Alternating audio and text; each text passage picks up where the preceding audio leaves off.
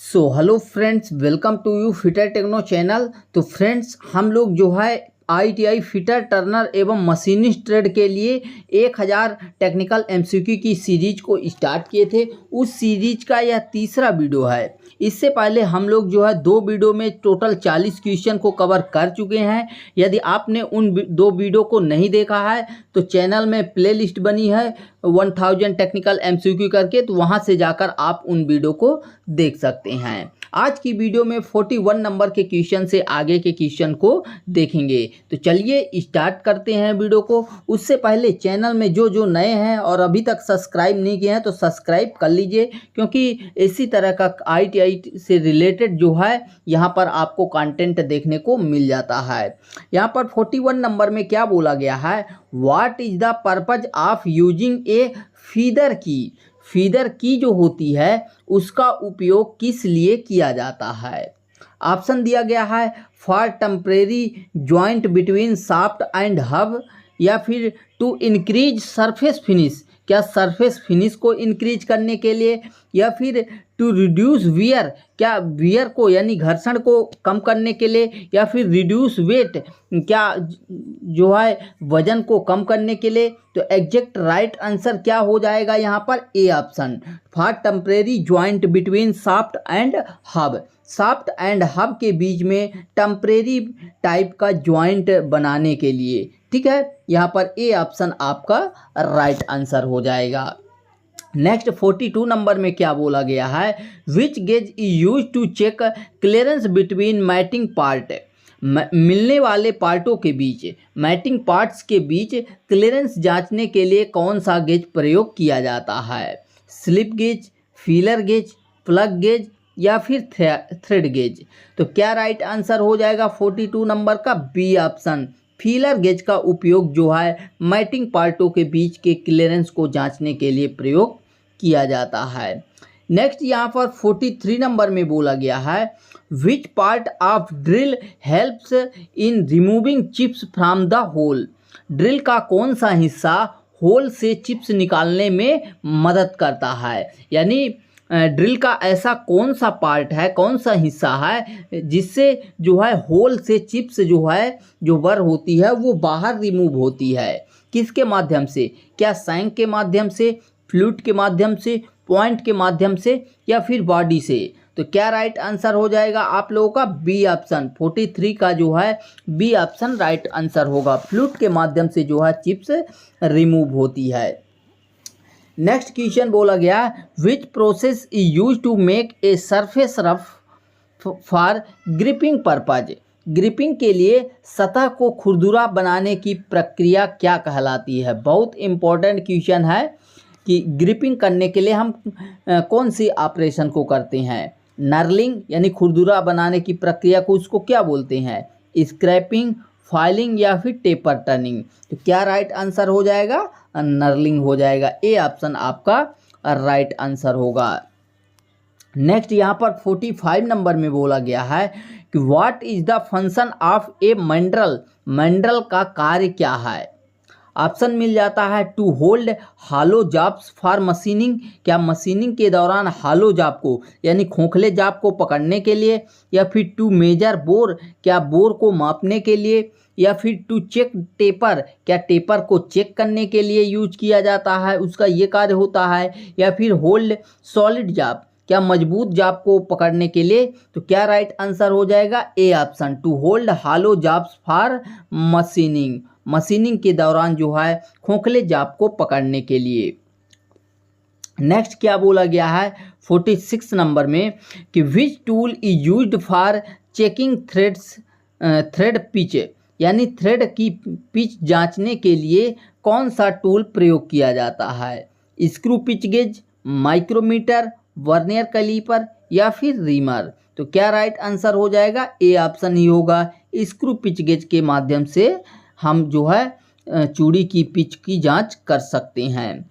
Next क्या बोला गया है, which operation is done to remove burrs after drilling.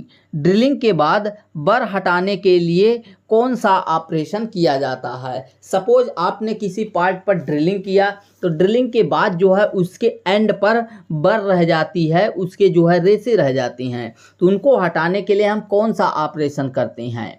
Option मिल जाता है countersinking, counterboring, tapping या फिर नर्लिंग। तो क्या राइट आंसर होगा? देखिए एग्जैक्ट इसका आंसर क्या होगा, चेम्फरिंग होता है। क्या? चेम्फरिंग। लेकिन अकॉर्डिंग टू ऑप्शन यहाँ पर ए ऑप्शन की ओर ही जाएंगे 47 का काउंटर सिंकिंग। काउंटर सिंकिंग में क्या होता है कि पहले से मान लीजिए क्या है, ये कोई आपका पार्ट है, ठीक है, और इसमें क्या है पहले से कोई होल बना हुआ है। सपोज दैट ऐसे करके होल बना हुआ है, ठीक है, ये होल बना हुआ है। अब इसमें काउंटर सिंकिंग जब ऑपरेशन करते हैं तो क्या हो जाता है, काउंटर सिंकिंग करते हैं तो इसके एंड को, होल के एंड को कुछ ऐसे करके तिरछा कर दिया जाता है, ठीक है। तो ये इस तरीके से हो जाता है, इसको बोला जाता है काउंटर सिंकिंग, ठीक है।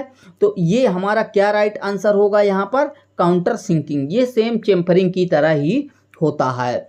नेक्स्ट क्या बोला गया है, why is a ratchet staff provided in micrometer. Micrometer में रैचेट स्टाफ क्यों दिया जाता है? क्या स्पीड को इंक्रीज करने के लिए, या फिर बी ऑप्शन में दिया गया है to avoid excessive pressure and ensure accuracy. क्या जो है अत्यधिक प्रेशर को लगने से रोकने के लिए, और जो है एंश्योर एक्यूरेसी परिशुद्धता को बनाए रखने के लिए, या सी ऑप्शन में मिल जाता है मेजर डेप्थ या फिर होल्ड जाप, क्या जाप को होल्ड करने के लिए। तो हमारे माइक्रोमीटर में रैचेट स्टाफ जो होता है, जिसको हिंदी में घर्षण रोक भी बोला जाता है निमी में, तो उसका कार्य होता है अवॉइड एक्सेसिव प्रेशर, अत्यधिक प्रेशर लगने से रोकना, और साथ ही साथ उसकी एक्यूरेसी जो है इंश्योर करना, मेंटेन करना, ये हमारे रैचेट स्टाफ का वर्क होता है। नेक्स्ट यहाँ पर 49 नंबर में बोला गया है which type of vice is use to hold round pipe. गोल पाइप पकड़ने के लिए किस प्रकार की वाइस का उपयोग किया जाता है? ऑप्शन मिल जाता है bench vice, pipe vice, machine vice या फिर टूल मेकर वाइस। तो देखिए गोल जाप की बात की गई है, गोल पाइप की, तो पाइप वाइस ऑब्वियसली आपका राइट आंसर हो जाएगा, बी ऑप्शन यहाँ पर। नेक्स्ट क्वेश्चन क्या बोला गया है 50 नंबर में कि why is an angle plate used in fitting shaft. Fitting shaft में एंगल प्लेट का उपयोग क्यों किया जाता है? ऑप्शन मिल जाता है for holding jobs eight right angle during marking और मशीनिंग। क्या मशीनिंग और मार्किंग के दौरान जो है जॉब को राइट एंगल पर होल्ड करने के लिए, या फिर टू मेजर एंगल, क्या एंगल को मापने के लिए, या फिर चेक टेपर, क्या टेपर को चेक करने के लिए, या फिर रिमूव बर को रिमूव करने के लिए। तो एग्जैक्ट आंसर क्या होगा, for holding jobs eight right angle during marking और मशीनिंग। मशीनिंग और मार्किंग के दौरान राइट एंगल पर जॉब को होल्ड करने के लिए, पकड़ने के लिए। तो फर्स्ट ऑप्शन आपका राइट आंसर हो जाएगा। नेक्स्ट 51 नंबर में क्या बोला गया है, which type of hammer is used for adjusting और setting work without damaging the surface. क्या बोला गया है कि ऐसा कौन सा हथौड़ा है जिसका प्रयोग किया जाता है जो सतह को नुकसान पहुंचाए बिना वर्क पीस को एडजस्ट या सेट करने के लिए इस्तेमाल किया जाता है? क्या वह आपका बॉल पिन हैमर है, क्रॉस पिन हैमर है, स्ट्रेट पिन हैमर है, या फिर सॉफ्ट हैमर है? तो वो कौन सा हैमर है आपका, सॉफ्ट हैमर, जो कि कॉपर से बनाया जाता है, लेड से, प्लास्टिक से, और जो लकड़ी से बनाया जाता है उसको क्या बोलते हैं, उसको हम जो है मैलेट बोलते हैं। क्या बोलते हैं, मैलेट बोलते हैं, ठीक है। तो सॉफ्ट हैमर कॉपर से भी बनता है, लेड से भी बनता है, और प्लास्टिक से भी बनता है। तो आपका सी ऑप्शन यहाँ पर राइट आंसर हो जाएगा। नेक्स्ट 52 नंबर का देखते हैं।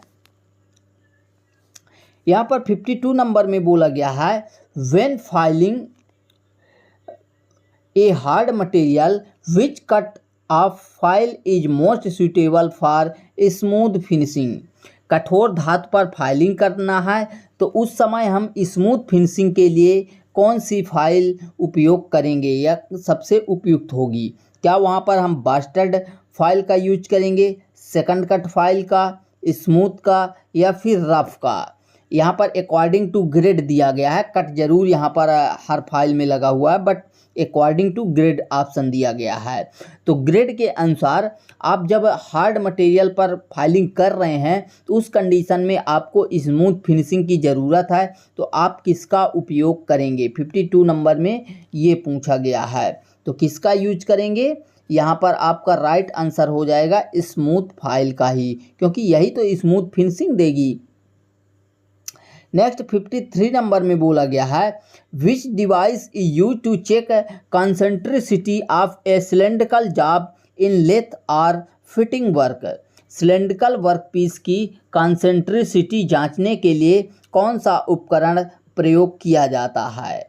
ठीक है, vernier caliper, dial test indicator, micrometer या फिर फीलर गेज? तो हम किसी सिलेंड्रिकल वर्क पीस की कॉन्सेंट्रिसिटी जांचने के लिए लेथ मशीन में या फिटिंग वर्क में किसका उपयोग करते हैं? तो उस कंडीशन में हम किसका करते हैं? डायल टेस्ट इंडिकेटर का। बी ऑप्शन आपका राइट आंसर होगा।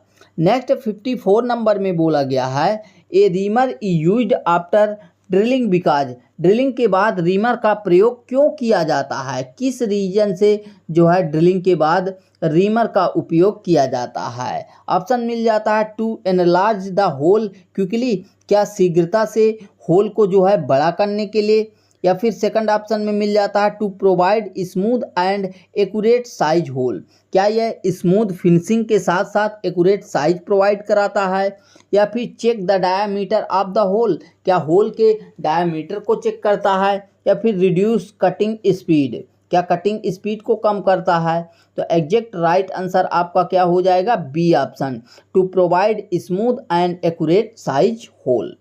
बी ऑप्शन आपका राइट आंसर हो जाएगा। नेक्स्ट क्या बोला गया है in a micrometer screw gauge the spindle move 0.5 millimetre per revolution if the pitch scale has 50 division what is the least count? बहुत अच्छा क्वेश्चन पूछा गया है कि कोई आपका माइक्रोमीटर स्क्रू गेज है जिसमें स्पिंडल एक रिवोल्यूशन पर, एक राउंड पर 0.5 मिलीमीटर मूव करता है, यानी घूमता है। ठीक है, यानी 0.5 मिलीमीटर आगे मूव करता है। ठीक है, तो उस कंडीशन में पिच स्केल पर, ठीक है, जो डिवीजन है उसको 50 भागों में बांटा गया है। तो लिस्ट काउंट कितना होगा? डायरेक्टली कर देना है 0.5/50, तो क्या हो जाएगा? 0.01 मिलीमीटर आ जाएगा। तो 55 का राइट आंसर क्या निकल के आया? यहाँ पर ए ऑप्शन 0.01 मिलीमीटर आ गया। ठीक है, नेक्स्ट क्या बोला गया है 56 नंबर में कि which type of chisel used for cutting V groups in sheet metal? Sheet metal में वी ग्रुप बनाने के लिए किस प्रकार की छेनी का प्रयोग किया जाता है? Cross cut chisel, flat chisel, diamond point chisel या फिर राउंड नोच चीजल? तो क्या राइट आंसर हो जाएगा 56 का? क्योंकि यहाँ पर बोला गया है कि शीट मेटल में आपको भी ग्रुप बनाना है। तो भी ग्रुप जब बनाना होता है तो हमारे देखिए कुछ इस तरीके का, ठीक है,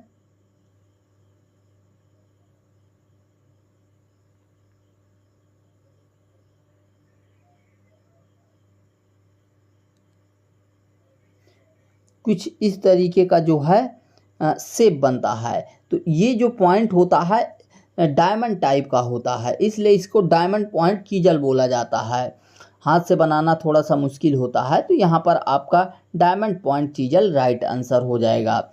नेक्स्ट क्या बोला गया है 57 नंबर में कि the material of a surface plate is generally, जो आपका सरफेस प्लेट होता है वह सामान्यतः किस मटेरियल से बनाया जाता है? कास्ट आयरन से, माइल्ड स्टील से, ब्रास से या फिर हाई कार्बन स्टील से? तो क्या राइट आंसर हो जाएगा यहाँ पर 57 नंबर का? ए ऑप्शन कास्ट आयरन से बनाया जाता है। क्योंकि इसकी कॉम्प्रेहेंसिव स्ट्रेंथ बहुत ज़्यादा होती है। 58 में बोला गया है कि what is the function of a centre punch. Centre punch का मुख्य कार्य क्या है? टू एनलार्ज ए होल, क्या होल को बड़ा करना, या फिर to mark centre before drilling, drilling के बाद जो है सेंटर को मार्क करने के लिए। तो एग्जैक्ट सेंटर पंच का यही काम होता है, नाम से ही विदित है। तो यहाँ पर आपको देखना चाहिए, एंगल भी पता होना चाहिए। जो आपका सेंटर पंच होता है उसका कितना होता है, 90 डिग्री होता है। जो आपका डॉट पंच होता है, ठीक है, डॉट पंच इसका 60 डिग्री होता है। और जो आपका प्रिक पंच होता है, क्या, प्रिक पंच, तो प्रिक पंच का जो है 30 डिग्री एंगल होता है। जनरली इन्हीं तीन से पूछा जाता है एंगल। तो यही आपके जो है सेंटर पंच का 90 डिग्री, डॉट पंच का 60 डिग्री और प्रिक पंच का 30 डिग्री। क्लियर? तो यहाँ पर बी ऑप्शन आपका राइट आंसर होगा। नेक्स्ट क्या बोला है 59 नंबर में, 59 नंबर में, कि the clearance angle of a single point cutting tool is provided to. Single point cutting tool का क्लियरेंस एंगल क्यों दिया जाता है?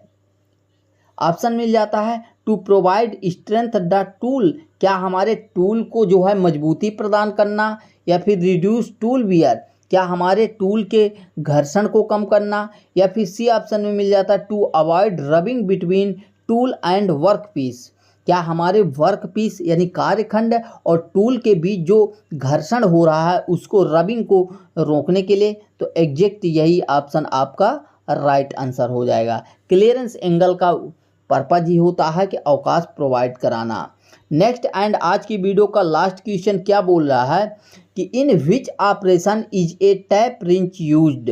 टैप रिंच किस ऑपरेशन में उपयुक्त होता है? तो जो हमारा टैप रिंच होता है उसका हम कहाँ पर यूज करते हैं? इंटरनल थ्रेड की कटिंग में, क्योंकि वहाँ पर हमको टैप चलाना होता है। तो टैप चलाने के लिए जो है हमको यहाँ पर टैप रिंच लगाना पड़ता है। ठीक है, ये आपका टैप है, कुछ इस तरीके से हमने ऊपर की तरफ बनाया है ताकि समझ में आ जाए। ठीक है, तो इस तरीके से होता है। तो यहाँ पर आपका बी ऑप्शन राइट आंसर हो जाएगा। बाकी नेक्स्ट क्वेश्चन को नेक्स्ट कल देखेंगे हम लोग। यहाँ पर मोस्ट इम्पोर्टेंट 20 क्वेश्चन को आज भी डिस्कस कर लिए। यदि वीडियो से इन्फॉर्मेशन मिली हो तो वीडियो को एक लाइक ज़रूर करें। और हाँ, चैनल को अभी तक सब्सक्राइब नहीं किए हैं तो सब्सक्राइब कर लीजिए, क्योंकि आपके सब्सक्राइब और लाइक से हमें नेक्स्ट वीडियो बनाने का मोटिवेशन मिलता है। तो आप लोग सपोर्ट ज़रूर करिए। मिलते हैं नेक्स्ट वीडियो में। Thanks for watching and bye bye.